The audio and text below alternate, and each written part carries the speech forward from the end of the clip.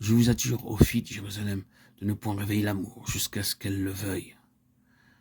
Cantique des Cantiques 2:7. L'âme demeure maintenant en son bien-aimé. Elle est entrée en son repos.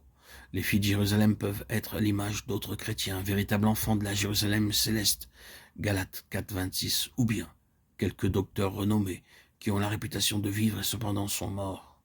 Qu'il s'agisse des uns ou des autres, il y a là un groupe de personnes très préoccupées de l'âme qui veut suivre le Seigneur jusqu'au bout. Ils ne se rendent pas compte qu'elle est absolument sous sa garde. Lui-même entoure et garde jalousement ce qu'il a racheté par son sang. Et il voit que les filles de Jérusalem, sur le point de s'interposer, vont essayer de réveiller cette âme, de l'entraîner à quelques activités, de la remettre d'aplomb. Songe-t-elle sans doute, alors que son bien-aimé veut qu'elle se repose. Depuis qu'elle lui a dit « Attire-moi, nous courons après toi », le maître a mis à l'épreuve le don qu'elle a fait d'elle-même et lui a montré les conditions de l'union avec lui. Il a eu l'épreuve de sa détermination à le suivre et à le connaître. Il y a maintenant en elle une volonté très arrêtée qui va permettre au Seigneur de lui faire des expériences plus profondes, de la conduire vers de plus grandes épreuves, sans les délais qu'imposent les raisonnements, la rébellion, les hésitations. Mais il la conduira doucement. Il lui faut présentement un temps de repos.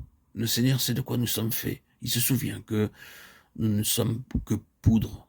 Psaume 103:14.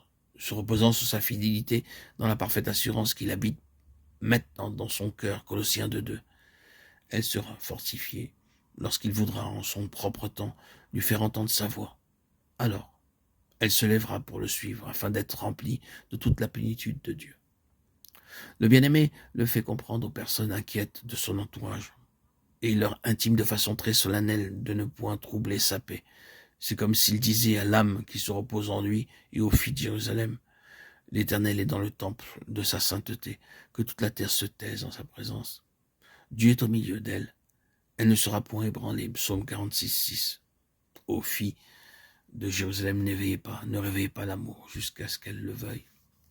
Béni soit Dieu qui nous a engendrés à nouveau par la résurrection de Jésus-Christ d'entre les morts, pour un héritage qui ne se peut ni corrompre, ni souiller, ni flétrir. 1 Pierre 1:3-4.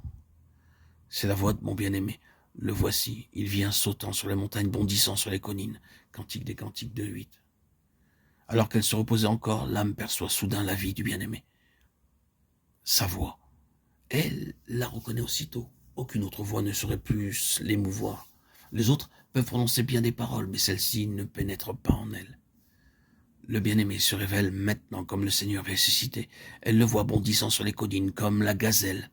Le titre du psaume 22 est celui-ci, Biche de l'aurore. Et c'est un symbole de résurrection. Il vient à elle comme de l'extérieur et l'appelle à le suivre au désert pour apprendre à connaître davantage son Dieu. Elle était restée dans la joie des révélations dont elle avait été l'objet et avec l'assurance qu'il demeurait en elle, goûtant un repos qu'aucun bruit de la terre n'avait pu troubler. Mais maintenant, il faut qu'elle apprenne à se confier en lui, en dehors de toute révélation. Sa foi doit reposer sur le caractère du bien-aimé et sa parole plutôt qu'en ses manifestations.